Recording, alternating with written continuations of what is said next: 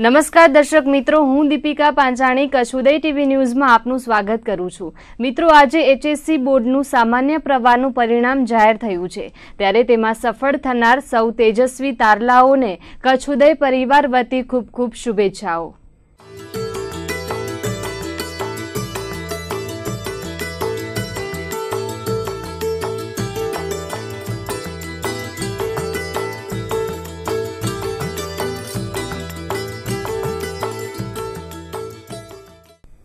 ગુજરાત શિક્ષણ બોર્ડ દ્વારા જાણે પરિણામની મોસમ ખીલી હોય તેમ ટૂંકા ગાળામાં 3 મોટા પરિણામો જાહેર કરાયા છે, જેમાં ગઈકાલે જ હજુ ધોરણ 10 બોર્ડનું પરિણામ જાહેર કરાયું હતું। ત્યારબાદ આજે ધોરણ 12 સામાન્ય પ્રવાહનું પરિણામ ગુજરાત શિક્ષણ બોર્ડ દ્વારા જાહેર કરાયું હતું। આજે જાહેર થયેલા ધોરણ 12 સામાન્ય પ્રવાહના પરિણામમાં ગુજરાત રાજ્યના 4 લાખથી વધુ વિદ્યાર્થીઓના ભાવિનો ફેસલો થયો હતો। ધોરણ 12 સામાન્ય પ્રવાહનું એકંદરે પરિણામ 56.82% આવ્યું હતું, જે ગત વર્ષની સરખામણીમાં માત્ર 1% વધુ આવ્યું છે। સમગ્ર ગુજરાતમાં અમદાવાદના એલિસ બ્રિજ કેન્દ્રનું પરિણામ 100% આવ્યું છે, તો સૌથી ઓછું પરિણામ ભીખાપુરાનું 10.7% આવ્યું છે। ધોરણ 10ની જેમ ધોરણ 12 સામાન્ય પ્રવાહમાં પણ સુરત જિલ્લો ટોપ પર રહ્યો હતો। સુરત જિલ્લાનું પરિણામ 73.85% આવ્યું હતું, જ્યારે સૌથી ઓછું પરિણામ મેળવનાર જિલ્લામાં છોટા ઉદેપુરનો સમાવેશ થયો હતો। આ જિલ્લાનું પરિણામ 30.81% નોંધાયું હતું। શિક્ષણ બોર્ડ દ્વારા જાહેર થયેલા પરિણામમાં 100% મેળવનાર શાળાઓની સંખ્યામાં પણ ઘટાડો થયો છે। વર્ષ 2016માં 100% પરિણામ મેળવનાર શાળાઓની સંખ્યા 107 હતી, જે આ વર્ષે ઘટીને માત્ર 81 શાળાઓ જ 100% પરિણામ મેળવી શકી હતી। માર્ચ 2017ની ધોરણ 12ની સામાન્ય પ્રવાહની પરીક્ષા રાજ્યના 496 કેન્દ્ર અને પેટા કેન્દ્રો પર લેવામાં આવી હતી, જેમાં 3,13,902 નિયમિત છાત્રોએ પરીક્ષા માટે રજીસ્ટ્રેશન કરાવ્યું હતું। તેમાંથી 3,11,717 વિદ્યાર્થીઓએ પરીક્ષા આપી હતી। પરીક્ષા આપનાર છાત્રો પૈકી 2,37,876 પરીક્ષાર્થીઓ ઉત્તીર્ણ થયા હતા અને નિયમિત ઉમેદવારોનું પરિણામ 76.31% નોંધાયું હતું, જ્યારે અગાઉના વર્ષમાં ઉત્તીર્ણ ન થયા હોય તેવા રિપીટર ઉમેદવારો તરીકે 1,06,150 ઉમેદવારો નોંધાયા હતા। તે પૈકી 1,02,922 છાત્રોએ પરીક્ષા આપી હતી, જેમાં 25,289 છાત્રોએ સફળતા મેળવી હતી। ગુજરાત માધ્યમિક અને ઉચ્ચતર માધ્યમિક શિક્ષણ બોર્ડ દ્વારા માર્ચ 2017માં લેવાયેલ સામાન્ય પ્રવાહનું આજે પરિણામ જાહેર કરવામાં આવ્યું હતું, જેમાં કચ્છ જિલ્લાના 8,908 વિદ્યાર્થીઓ ધોરણ 12ની પરીક્ષામાં ઉત્તીર્ણ થયા હતા અને કચ્છ જિલ્લાનું પરિણામ 65.71% રહ્યું હતું। ગુજરાત માધ્યમિક અને ઉચ્ચતર માધ્યમિક શિક્ષણ બોર્ડ દ્વારા ધોરણ 12ની પરીક્ષામાં કચ્છ જિલ્લામાં 13,917 વિદ્યાર્થીઓ નોંધાયા હતા, જેમાંથી 13,557 વિદ્યાર્થીઓએ પરીક્ષા આપી હતી, જ્યારે આજે જાહેર થયેલા પરિણામમાં 8,908 વિદ્યાર્થીઓ ઉત્તીર્ણ થતાં કચ્છ જિલ્લાનું પરિણામ 65.71% રહ્યું હતું।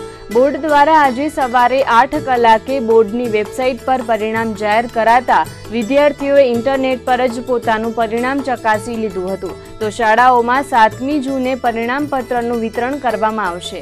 તો બીજી તરફ કચ્છ જિલ્લાના માત્ર 5 જ વિદ્યાર્થીઓને A1 ગ્રેડમાં સ્થાન મળ્યું હતું, તો A2માં 195 વિદ્યાર્થીઓનો સમાવેશ થયો હતો।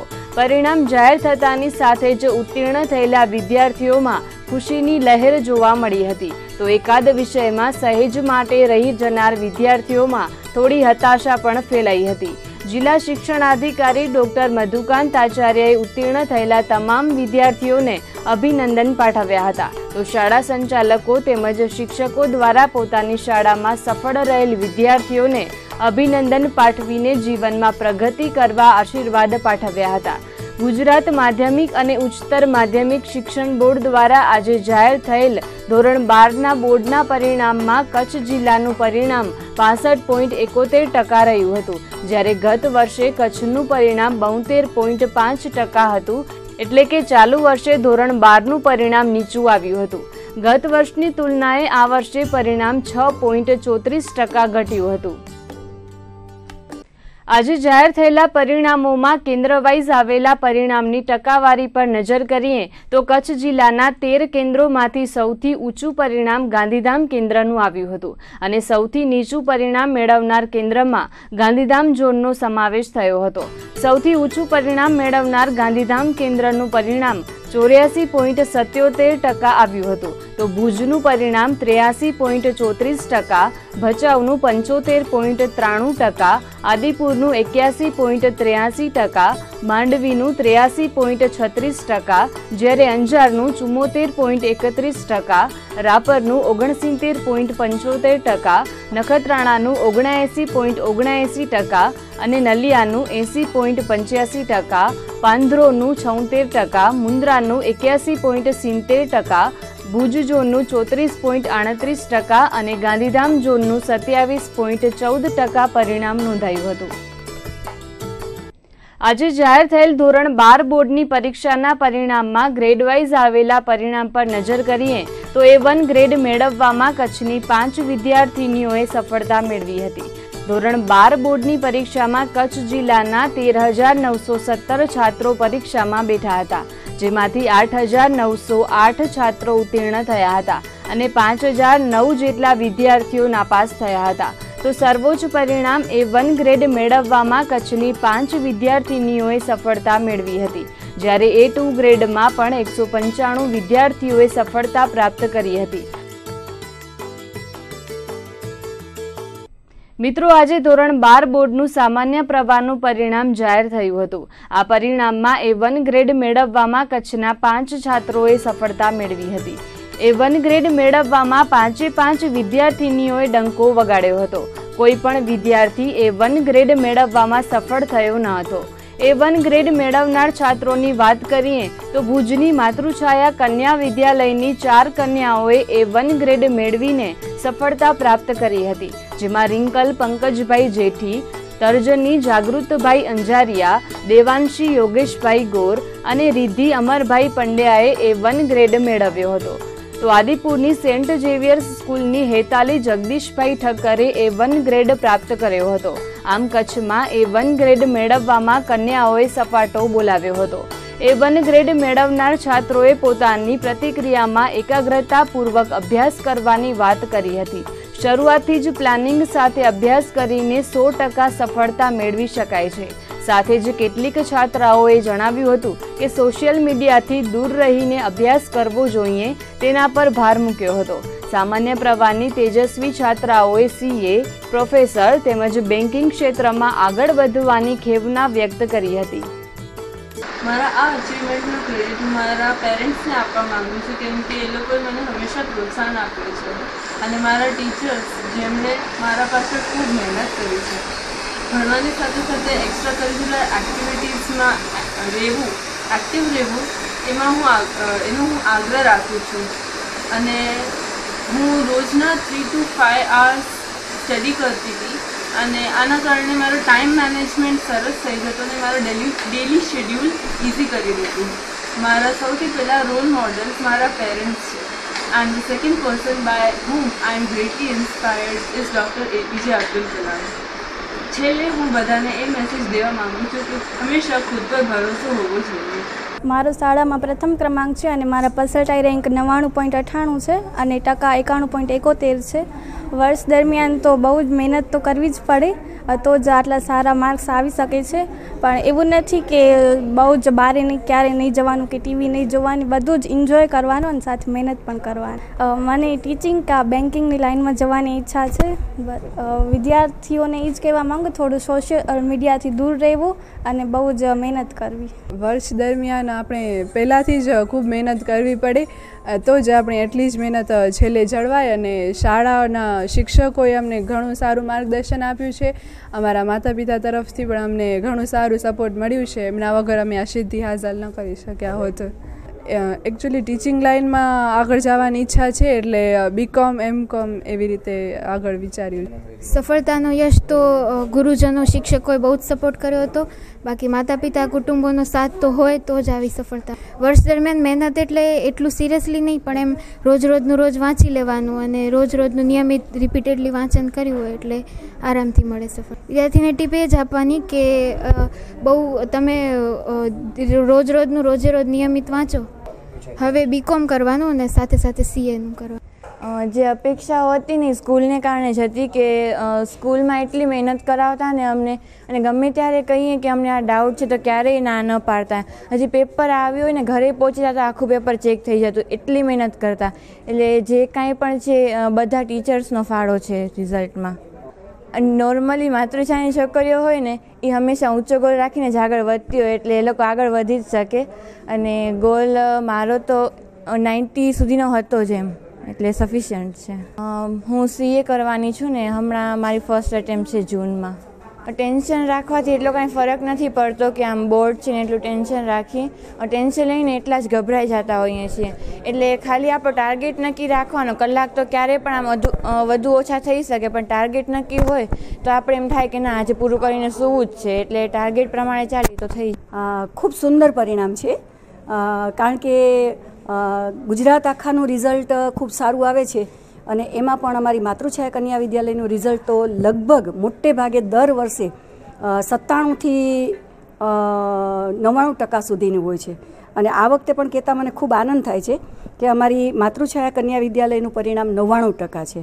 વિશેષ આનંદ એ છે કે કચ્છ જિલ્લામાં 5 વિદ્યાર્થીનીઓ A1માં છે, એમાંથી 4 વિદ્યાર્થીનીઓ અમારી સ્કૂલની છે, જે અમારા માટે બહુ જ ગૌરવની બાબત છે. અમારી સ્કૂલમાં તો મારી વિદ્યાર્થીનીઓ માટે હું એવું નહીં કહું, કારણ કે A1ની અંદર જ્યારે 4 વિદ્યાર્થીનીઓ હોય અને A2ની અંદર 42 વિદ્યાર્થીનીઓ હોય અને કુલ વિદ્યાર્થીનીઓ 182 હોય, એમાંથી જ્યારે આટલી મોટી ઝળહળતી સફળતા મેળવીએ, કારણ કે હાયર સેકન્ડરીમાં વિદ્યાર્થીનીઓ પોતાની કારકિર્દી માટે ખૂબ સજાગ હોય છે અને એને ખ્યાલ હોય છે કે આ વસ્તુ અમને કારકિર્દી ઘડવામાં અવરોધરૂપ છે, ત્યારે એને છોડી શકે છે અને જ્યારે એન્જોય કરવાનું હોય ત્યારે કરી પણ શકે.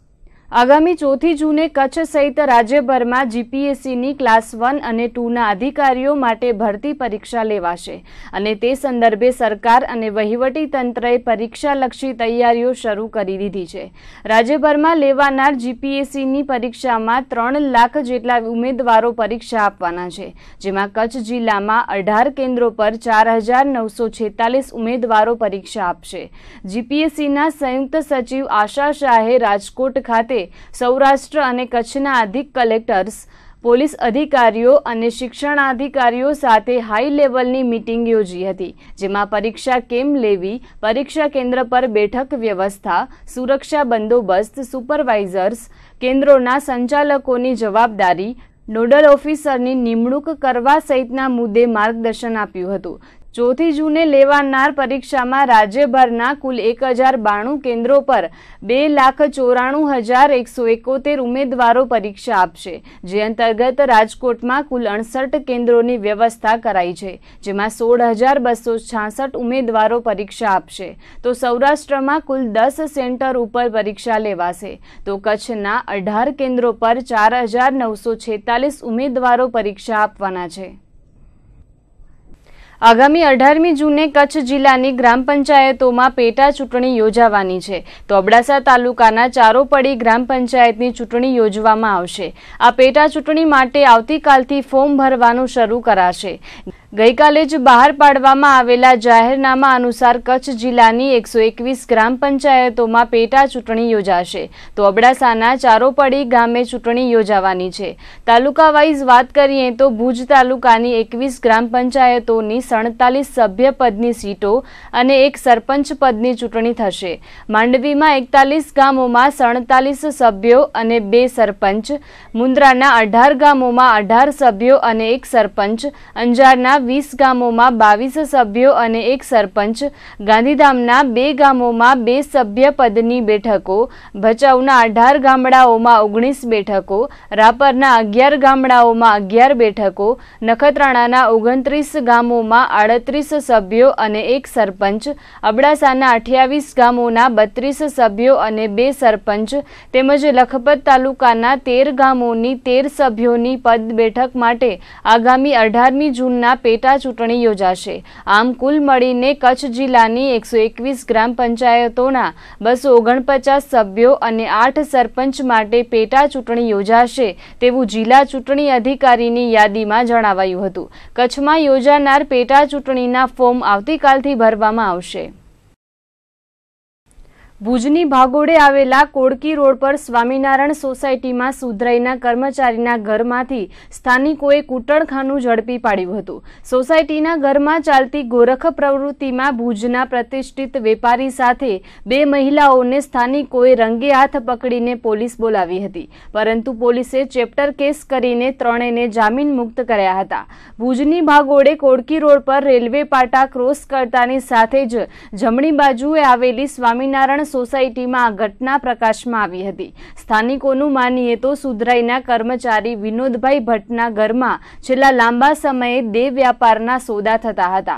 અવારનવાર વિનોદ ભટ્ટના ઘરમાં અજાણ્યા વ્યક્તિઓ અને મહિલાઓ આવતી હતી. પરિણામે કંટાળેલા સ્થાનિકોએ અગાઉ પોલીસમાં ફરિયાદ કરી હોવાનું પણ જણાવ્યું હતું, પરંતુ પોલીસે પણ કાયદાની મર્યાદાને કારણે કોઈ પગલાં ભર્યા ન હતા. જોકે ગત સાંજે અહીંની સોસાયટીમાં ભુજના પ્રતિષ્ઠિત વેપારી રંગરેલિયા મનાવવા આવ્યા હોવાનું સ્થાનિકોએ જણાવ્યું હતું અને સ્થાનિકોએ તેને રંગે હાથ પકડી પાડ્યા હતા.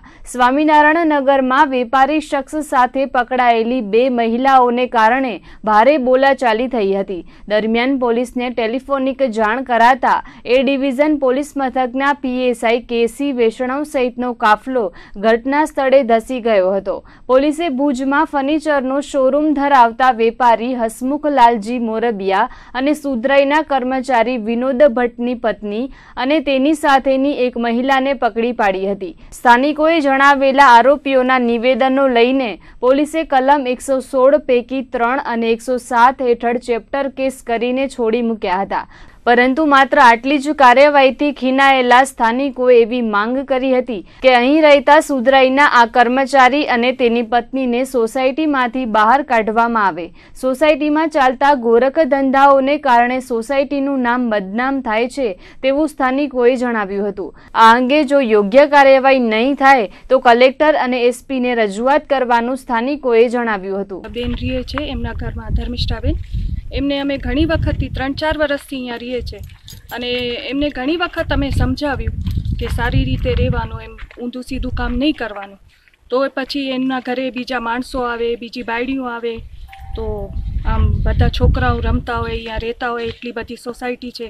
ઘણી વખત સમજાવ્યો પણ આ બેન સમજવા તૈયાર નથી અને આજે પોતાના ઘરમાં એક માણસોને બાયડીને આમ ઘરમાં લઈને ઊંધું કામ કરતા હતા, એમ પકડાણા એવી રીતે.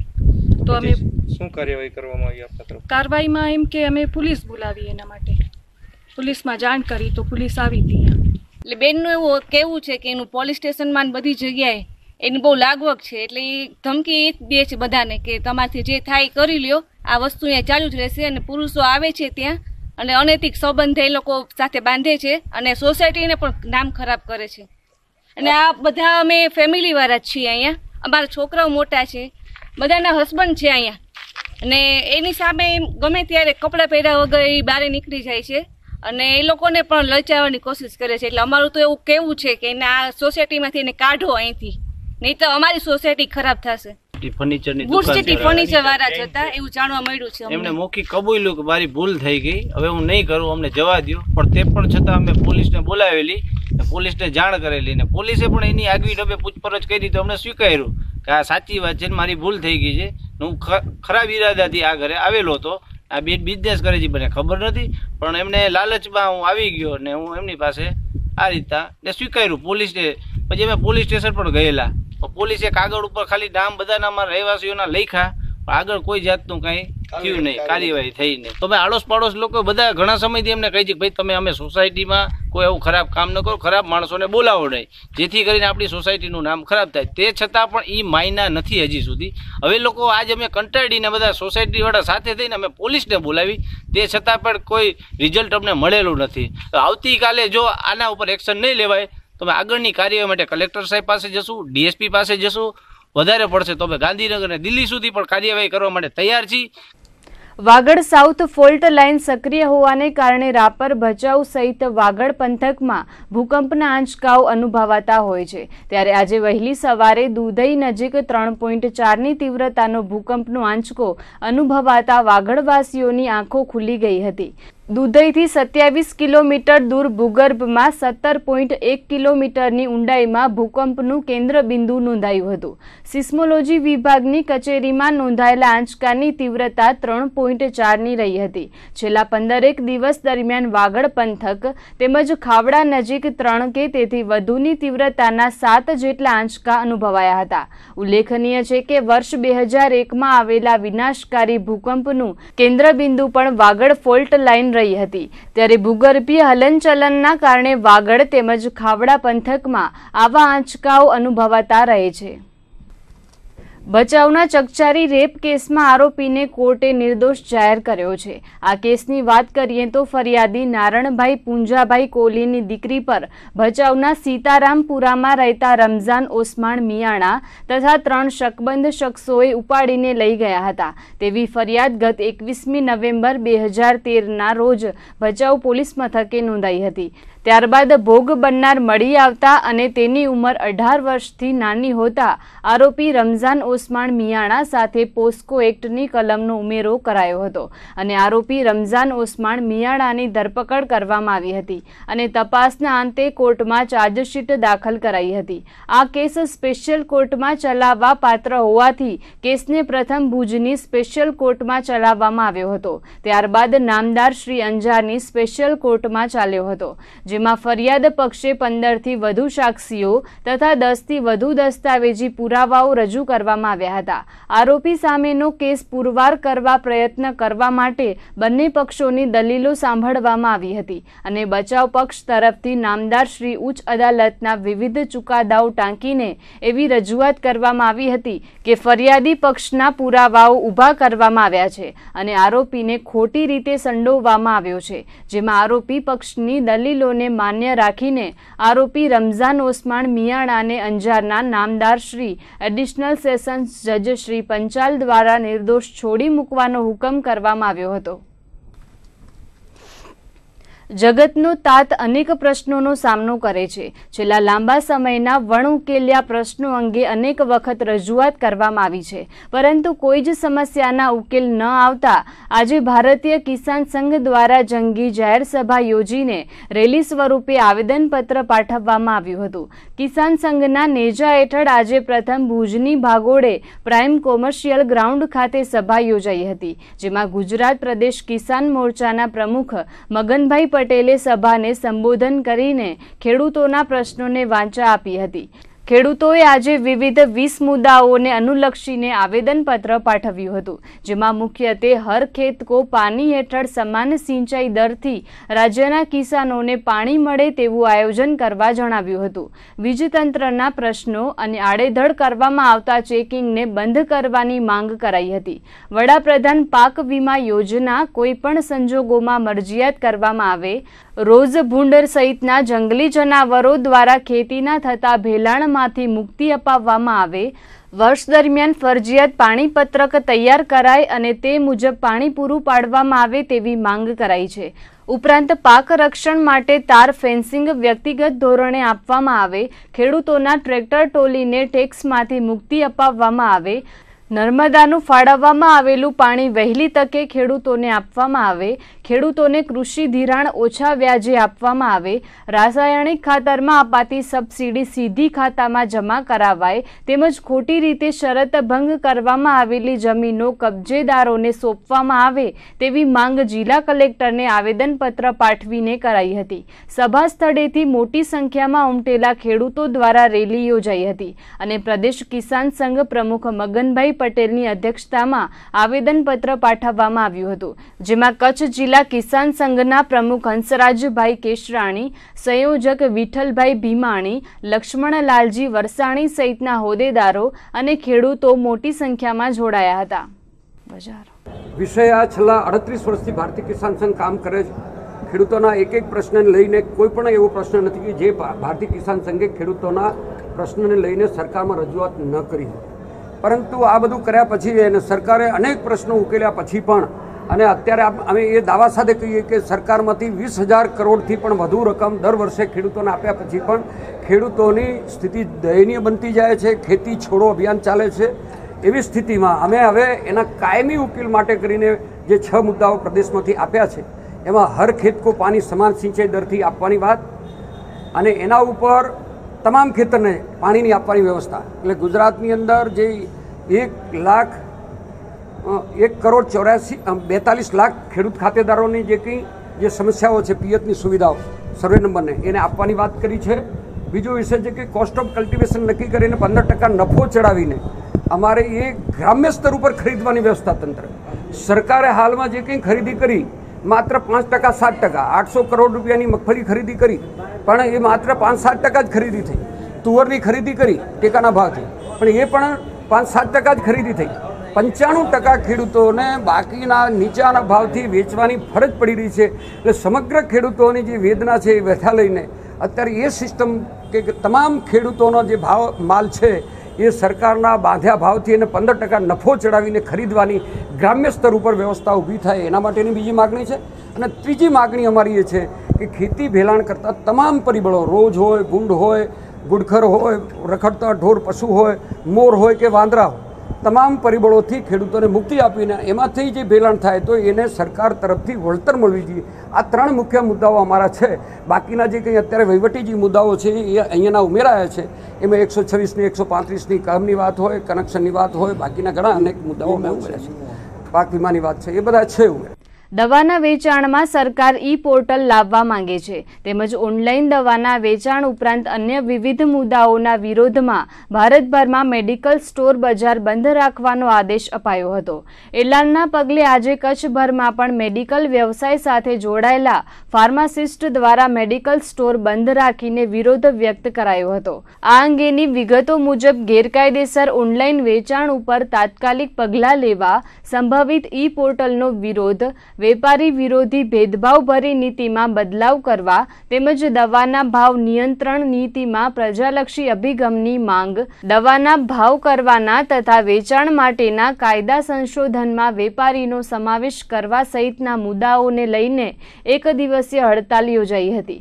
કચ્છ કેમિસ્ટ કાઉન્સિલના વેપારીઓ પણ આ હડતાલમાં જોડાયા હતા અને આજે સવારે ભુજના હોસ્પિટલ રોડ પર તમામ વેપારીઓ એકત્રિત થઈને સૂત્રોચ્ચાર કર્યા હતા. તો આકસ્મિક સંજોગોમાં લોકોને તકલીફ ન પડે તે માટે તાલુકાઓ પ્રમાણે વૈકલ્પિક વ્યવસ્થા પણ ગોઠવવામાં આવી હતી. દેશવ્યાપી ફાર્માસ્યુટિકલના જેટલા મેડિકલ સ્ટોર્સ છે એને આજે બંધનું એલાન આપ્યું છે. એની સામે 3 મુદ્દાઓ છે. એ 3 મુદ્દાઓની અંદર સૌથી પહેલો મુદ્દો ઓનલાઈન બિઝનેસ, બીજો મુદ્દો છે પોર્ટલ અને ત્રીજો મુદ્દો છે જનરિક દવાઓના જે દીનદયાળ અને જનઔષધના જે ગવર્મેન્ટ તરફથી જે સ્ટોર ખુલી રહ્યા છે અને એની અંદર જે રીતે વેપાર થઈ રહ્યો છે એની સામે અમારો વાંધો છે. આજે અમે 1 દિવસની પ્રતિક હડતાલ રાખી છે અને લોકોને મુશ્કેલી ન નડે એના માટે થઈ અને વૈકલ્પિક વ્યવસ્થાઓ માટે મેડિકલ સ્ટોર અમુકને ખુલ્લા રાખ્યા છે જેથી કરીને લોકોને હાલાકી ન પડે. અને આગળ ઉપરનું જે કંઈ કાર્યક્રમ હશે એ અમારી માતૃ સંસ્થા તરફથી જે રીતે ગાઈડલાઈન મળશે એ રીતે અમે આગળ વધશું.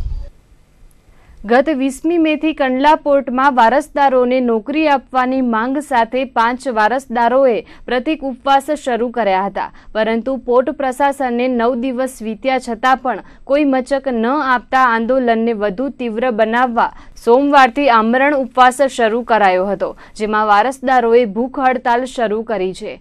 આંદોલનકારીઓનું કહેવું છે કે તેમને પોર્ટ પ્રશાસન તરફથી કોઈ સંદેશ પહોંચાડાયો નથી, ઉલટાનું તેઓ ઊભા થઈ જાય તે માટે જણાવાઈ રહ્યું છે. વારસદારોએ માહિતી અધિકારી હેઠળ માંગેલી માહિતી અનુસાર કંડલા પોર્ટ ટ્રસ્ટમાં અંદાજે 250 જેટલા વારસદારોને નોકરી આપવામાં આવી નથી. આ અંગે તબક્કાવાર રજૂઆત કરવા છતાં કોઈ પરિણામ ન ન આવતા આ વર્ગમાં નારાજગી ફેલાઈ હતી। આ અંગે અગાઉ આપેલી ચીમકી અંગે પ્રશાસને આંખ આડા કાન કરતા તેમને પ્રતિક ઉપવાસ કર્યા હતા, પરંતુ પ્રતિક ઉપવાસના 9 દિવસ બાદ પણ કોઈ ફરક ન પડતા આખરે આમરણ અનશનનું હથિયાર વારસદારોએ ઉગામ્યું હતું। ઉલ્લેખનીય છે કે ગત સપ્તાહે પ્રધાનમંત્રીના આગમન સમયે જ એક ઉપવાસીની તબિયત લથડતા તેને सारवार माटे हॉस्पिटल में खसेड़वो पड़ो हतो। हमारी समस्या ये है कि पिछले 10 सालों से हम वारसदार भाइयों को रोजगार संबंधी कोई भी सकारात्मक जवाब नहीं मिला और किसी को रोजगार नहीं प्राप्त हुआ, और कोर्ट प्रशासन में सभी अधिकारियों के पास हम आए दिन जाते रहते हैं, उनके पास हाल पता लेने कि भाई हमारे रोजगार का क्या हुआ, लेकिन अभी तक कोई इनका सही जवाब नहीं आया कि क्या है, क्या कर ले, क्या नीति उनकी देना चाहते हैं कि नहीं चाहते, ऐसा कोई जवाब नहीं आया। हम लोग दिनांक 20 तारीख से प्रतीक उपवास में बैठे हैं और 29 तारीख से 5 वारिसदार भूख हड़ताल पर बैठे हैं। भूख हड़ताल पर बैठे हैं जब तक हमारी मांग पूरी नहीं हो जाएगी, हमको रोजगार के संबंधित कोई सही जानकारी नहीं प्राप्त कर देंगे, रोजगार नहीं दिला देंगे, तब तक हम लोग भूख हड़ताल। केरल में 2 दिवस पूर्वे यूथ कोंग्रेसना आगेवानों द्वारा जाहेर में गौ हत्या करवामां आवी हती, त्यारे तेना पगले समग्र गुजरात सहित कच्छ में पण विरोधनो वंटोळ फूंकायो छे। केरल में यूथ कोंग्रेसना कार्यकरो द्वारा करायेली गौ हत्याने पगले करोड़ों हिंदुओनी श्रद्धा अने आस्थानी हत्या कराई होवानुं हिंदू संगठनो जणावी रह्या छे। गुजरातभर में कोंग्रेसनो विरोध नोंधावीने ठेर ठेर सूत्रोच्चार अने पूतळा दहनना प्रदर्शन करवामां आवे छे, त्यारे मांडवी खाते हिंदू युवा संगठन द्वारा विरोध नोंधाववामां आव्यो हतो। हिंदू युवा संगठनना कार्यकरोए कोंग्रेसना युवा आइकोन राहुल गांधीना पूतळा पर तलवार वडे वार करीने तेमज पूतळा दहन करीने पोतानो विरोध व्यक्त कर्यो हतो। जेना माटे भगवान कृष्णए खुले पगे जे गाय मातानी रक्षा माटे गाय चरावी, एवी 100 करोड़ हिंदुओनी आस्था एवी गौ माता ने केरल यूथ कोंग्रेस द्वारा जे सरेआम जाहिर में कापी अने एने बीफनु वेचाण करवामां आव्युं। आ देशना 100 करोड़ हिंदुओनी लागणी दुभाववामां आवी छे। आवा तत्वोने तात्कालिक आ देश में एवी सजा देवामां आवे कि आवनारा दिवसोमां कोई हिंदुओनी आस्था गाय उपर के राम सेतु जे जे हिंदुओनी आस्था छे त्यां हुमला न थाय, अने आवा कार्यने अमे सतत शब्दों में वखोड़ीए छीए। मित्रों, आ गौ हत्या मात्र गायनी हत्या नहोती, आ 100 करोड़ हिंदुओनी आस्थानी हत्या छे। आ देश में राजकीय लाभ खाटवा हिंदू धर्मनो जे उपयोग थई रह्यो छे, तमे जोई रह्या छो के बीजेपी अने कोंग्रेसनी वच्चे जे लड़ाई छे सत्तानी, एमां हिंदुओनी गाय कापवामां आवी, तो खरेखर 100 करोड़ हिंदुओनुं आ अपमान छे। अने आवा तत्वों द्वारा देशનું જે શાંત વાતાવરણ છે એને ડહોળી અને દેશમાં ગૃહ યુદ્ધ ઊભું કરવા માંગતા આવા તત્વો સામે આજે રાષ્ટ્રવાદી યુવાનો મેદાને છે, અને અહીંથી અમે આવેદનપત્ર આપી અને મામલતદાર સાહેબ શ્રીને પણ કહેશું કે આવા તત્વો સામે રાસુકાનો ઉપયોગ કરવામાં આવે। અને मुस्लिम बिरादरों पवित्र रमजान मास चाली रह्यो छे, त्यारे मुस्लिम समाजना गरीब परिवारों पण रमजान मासनी उजवणी करी शके ते माटे अमन कमिटी मांडवी द्वारा 18 जेटला परिवारोने राशन किटनुं वितरण करवामां आव्युं हतुं। दर वर्षे रमजान मास दरमियान अमन कमिटी द्वारा गरीब परिवारोने राशन किटनुं वितरण करवामां आवे छे, त्यारे आ वर्षे पण रमजान मास शरू थयाना बीजा दिवसे ज मांडवीना 18 परिवारोने राशन किट आपवामां आवी हती। तो आगामी दिवसोमां पण राशन किटनुं वितरण करवामां आवशे तेवुं आयोजकोए जणाव्युं हतुं। काले अमे अमन कमिटी तरफथी किट वितरणनो व्यवस्था करी हती। रमजान चालू थता 18 बहनोने अमे परिवारने बेन सुजाता बेनना हस्ते किट वितरण कर्यो छे, अने हाल जे थोड़ी घणी तकलीफ थती बहनोनी ई पण हाल थई गई छे। 18 फैमिलीने आप्या छे, अने वरी वचमां 15 दिवसे पाछा बीजी व्यवस्था करशुं किटनी। નલિયા નજીક આવેલા જશાપર ખાતે કલ્યાણેશ્વર મહાદેવ મંદિરના પરિસરમાં મહંત શ્રી માનદેરુની મઢુલીના તૃતીય પાટોત્સવની ઉજવણી કરવામાં આવી હતી. આ ઉજવણીમાં વિવિધ ધાર્મિક કાર્યક્રમો યોજાયા હતા. સવારે મઢુલી ખાતે પૂજન અર્ચન સાથે નૂતન ધ્વજારોહણ કરવામાં આવ્યું હતું. તો રાત્રે મહાઆરતી બાદ મહાપ્રસાદ અને કચ્છના જાણીતા કલાકારોની સંતવાણી યોજાઈ હતી, જેમાં પ્રવીણભાઈ ગોર, રાજેશ્રીબેન ગઢવી, કલ્પેશ મારવાડાએ જંગમ સાઉન્ડના સથવારે ભજનોની રમઝટ બોલાવી હતી. કાર્યક્રમના આયોજન માટે જય બાવાજી ગ્રુપ જશાપર તેમજ જયંતિ દેરુ જંગમ પરિવાર દ્વારા જહેમત ઉઠાવવામાં આવી હતી. નખત્રાણા ખાતે આવેલ ગાયત્રી શક્તિપીઠના તૃતીય પાટોત્સવની ધામધૂમથી ઉજવણી કરવામાં આવી હતી. વિવિધ ધાર્મિક કાર્યક્રમોમાં કચ્છના સાંસદ વિનોદ ચાવડા પણ ઉપસ્થિત રહ્યા હતા. ઉમિયાનગર ખાતે આવેલ ગાયત્રી શક્તિપીઠના તૃતીય પાટોત્સવ દરમિયાન સવારે આરતી, પંચકુંડીય ગાયત્રી યજ્ઞ તેમજ બપોરે મહાપ્રસાદનું આયોજન કરવામાં આવ્યું હતું. તો પાટોત્સવમાં ઉપસ્થિત રહેલા કચ્છના સાંસદ વિનોદ ચાવડાએ ગાયત્રી મંદિરના વિકાસ માટે સરકાર ગ્રાન્ટ ફાળવશે તેવી ખાતરી આપી હતી. તેમજ પોતાની ગ્રાન્ટમાંથી 3.5 લાખ રૂપિયા આપવાની જાહેરાત યુવા સાંસદે કરી હતી. અને હવે એક નજર ન્યૂઝ અપડેટ્સ પર.